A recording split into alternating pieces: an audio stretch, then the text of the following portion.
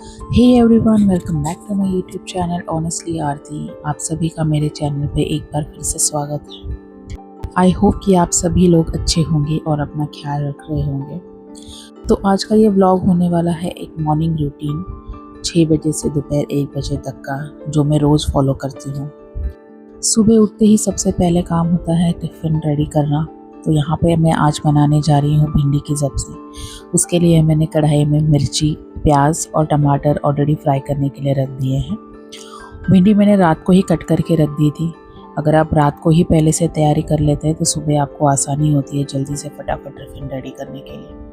क्योंकि मेरे पास सिर्फ 1 ही घंटा होता है, 7 बजे के आसपास हस्बैंड निकल जाते हैं घर से। तो इसके लिए जितना हो सके जो तैयारी है वो रात को एक दिन पहले ही करके रखूं तो मेरे लिए आसानी हो जाती है। यहाँ पे मैंने ले लिया है आटा गूंदने के लिए, और साथ ही साथ यहाँ पे मैं साइड बाय साइड चेक करती रहूँगी कि हमारा जो प्याज, टमाटर और मिर्ची है वो अच्छे से पके हैं या नहीं। एक बार वो अच्छे से पक जाए तो उसमें हल्दी, नमक और उसके बाद में अच्छे से उसको मिलाकर उसमें मैं भिंडी ऐड कर दूँगी।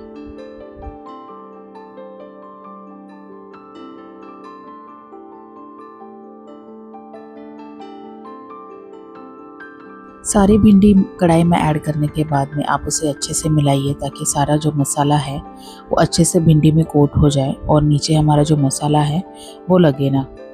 तो देखिए आप किस तरह से मैं फटाफट उसे मिक्स कर रही हूँ, और स्लो गैस करके आप उसे ढक के रख दीजिए। तो आटा भी रेडी हो चुका है मेरा, और फटाफट मैं कर लेती हूँ चपाती बनाने की तैयारी। अभी फ़िलहाल के लिए मैं सिर्फ 3 से 4 चपाती बना रही हूँ, टिफ़िन में देने के लिए हस्बैंड के और उनके नाश्ते के लिए। बाकी का आटा मैं रख दूँगी, और जब बाकी सब लोग उठ जाते हैं उस समय मैं बाकी की चपातियाँ फिर बना लेती हूँ। क्योंकि चपाती अगर बना के रख देंगे तो वो जब तक हम नाश्ता करेंगे तब तक वो नरम नहीं रहती है। तो आई प्रेफर कि मैं जब नाश्ता करने बैठे तभी गर्मा गर्म चपाती बनाऊँ।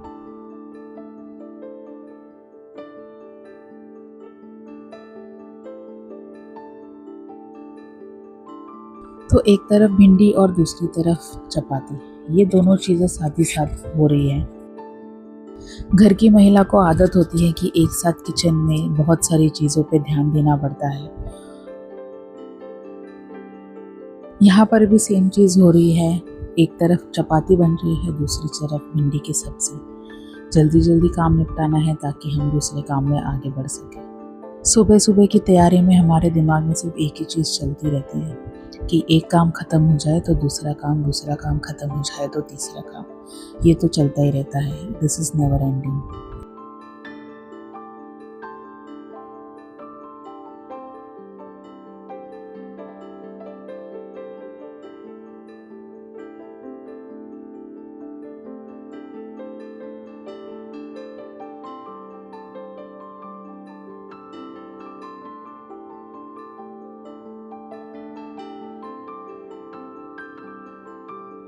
हस्बैंड अभी थोड़ी देर में नाश्ता करने बैठेंगे तो मैंने चाय चढ़ा दी है।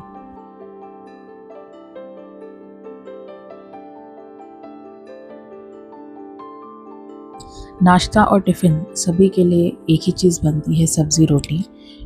जो टिफ़िन में जाता है वही नाश्ते के लिए होता है। तो आज हस्बैंड की फरमाइश थी कि उनको ऑमलेट खाना था, बट सिर्फ नमक डाल के, तो वो मैं उनके लिए अलग से बना दूँगी। तो चपाती का तवा साइड में करके मैं ऑमलेट के लिए अलग से तवा यूज़ कर रही हूँ। मैं किचन में 3 प्रकार के तवा यूज़ करती हूँ।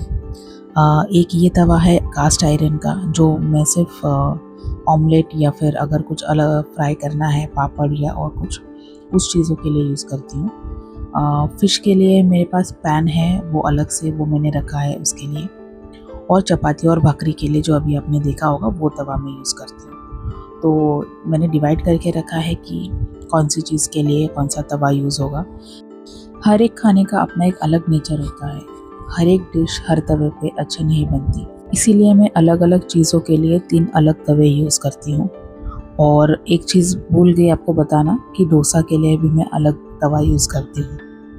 तो चलिए, ये हो गई तवे की स्टोरी। अब बढ़ते हैं आगे। तो यहाँ पे नाश्ता मैं परोस रही हूँ हस्बैंड के लिए। तो नाश्ते की प्लेट में मैंने परोसा है ऑमलेट, चपाती, चाय और थोड़ी सी भिंडी की सब्ज़ी।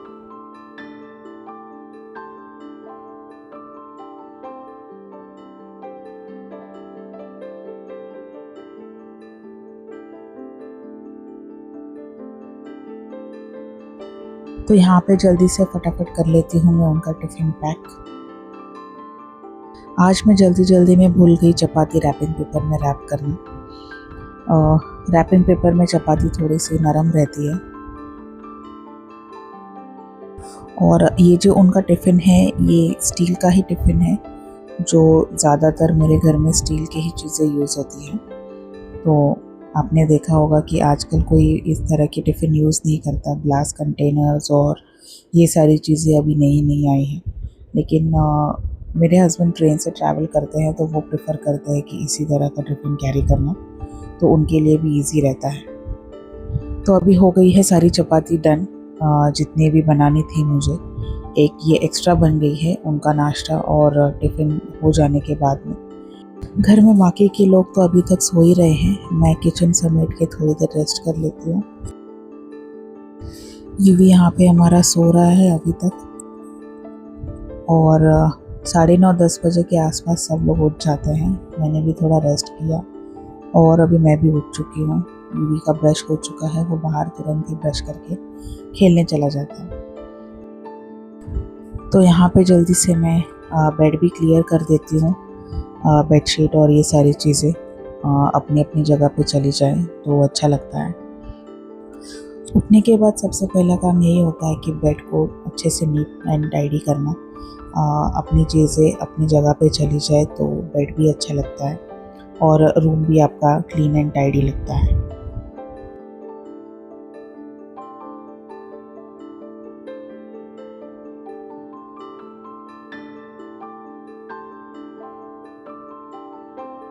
बेड ठीक करने के बाद मैं फटाफट झाड़ू लगा देती हूँ घर पे। सबसे पहले जो रूटीन का काम होता है, पहले टिफ़िन बनाना, देन बेड क्लीन करना, फिर झाड़ू लगाना, फिर नाश्ता करना, यूवी को रेडी करना, ये सारी चीज़ें रोज़ की रूटीन की डेली इसी समय पे इसी वक्त यही काम चलता रहता है। झाड़ू लगाना मैं स्टार्ट करती हूँ बेडरूम से, और फिर सेकेंड बेडरूम, किचन और हॉल, यही सीक्वेंस होता है मेरा।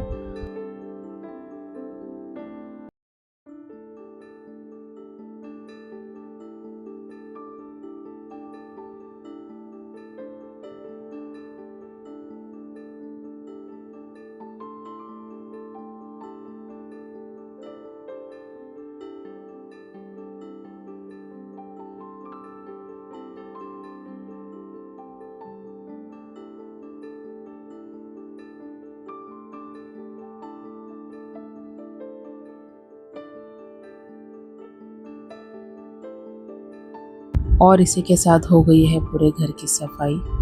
अब फाइनली बैठते हैं नाश्ता करने के लिए।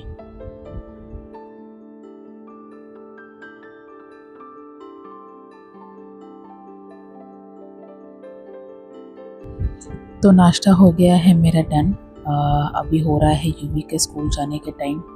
तो मम्मी उसे नहला रही है, तब तक मैं उसका टिफ़िन रेडी कर देती हूँ। उसका वाटर बॉटल, टाइम टेबल, ये सारी चीज़ें मैं जल्दी से फटाफट रेडी कर देती हूँ, तब तक कि वो रेडी होके फिर 1 घंटा मैं उसका होमवर्क ले लेती हूँ, या फिर कुछ अगर रिवीजन है तो रिवीजन में ले लेती हूँ स्कूल से जाने से पहले, ताकि फ्रेश रहे माइंड उसका और वही सारी चीज़ें वो उसको याद भी रहे।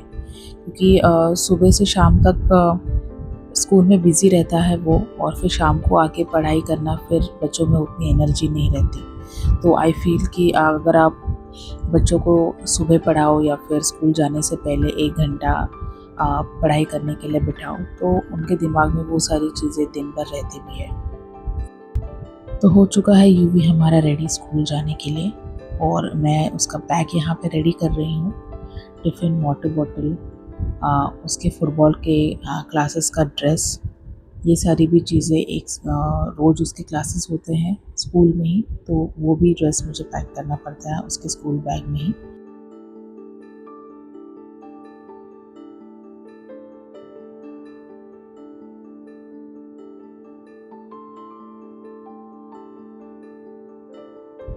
तो अभी यूवी भी स्कूल जा चुका है और मैंने भी एक 10-15 मिनट का ब्रेक ले लिया था।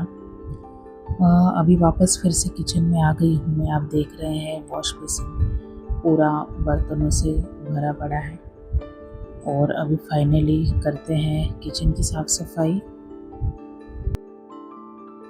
एक बार किचन साफ़ हो जाए तो मैं शावर ले लूँगी और फाइनली हो जाऊँगी फ्रेश। बर्तन साफ़ हो जाने के बाद मैं गैस स्टोव और टाइल्स दोनों भी साफ़ कर लेती हूँ तुरंत ही, ताकि फिर कुछ चीज़ पेंडिंग ना रह जाए। क्योंकि एक बार किचन साफ़ हो गया मतलब आधे से ज़्यादा काम हो गया। तो गैस भी साफ़ हो जाता है आपका, और जो किचन की टाइल्स है अगर कुछ टाइल्स पे दाग है तो वो भी साफ़ हो जाते हैं साथ ही साथ। गैस स्टोव और किचन साफ़ करने के लिए मैं ये एक माइक्रोफाइबर का डस्टर है वो यूज़ करती हूँ। मैं प्रेफर करती हूँ कि मैं यही डस्टर यूज़ करूँ किचन और गैस के लिए, और बाकी के जो कपड़े हैं किचन के वो मैं अलग से ही रखती हूँ ताकि वो मिक्स ना हो जाए। क्योंकि किचन के दाग और टाइल्स में जो दाग लगे होते हैं वो बहुत ज़िद्दी होते हैं, या फिर आप कह सकते हैं कि बहुत ग्रीसी होते हैं। तो अगर किसी और कपड़े में लग जाए तो वो जल्दी नहीं निकलते।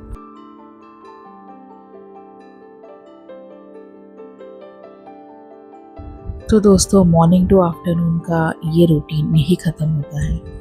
अगर आपको मेरा ये ब्लॉग अच्छा लगा है तो इसे ज़रूर लाइक कीजिए, चैनल को सब्सक्राइब कीजिए, कमेंट कीजिए, शेयर कीजिए और बेल आइकन को दबाना ना भूलें, ताकि जब भी मैं कोई नया वीडियो अपलोड करूं आपको इसका नोटिफिकेशन मिले।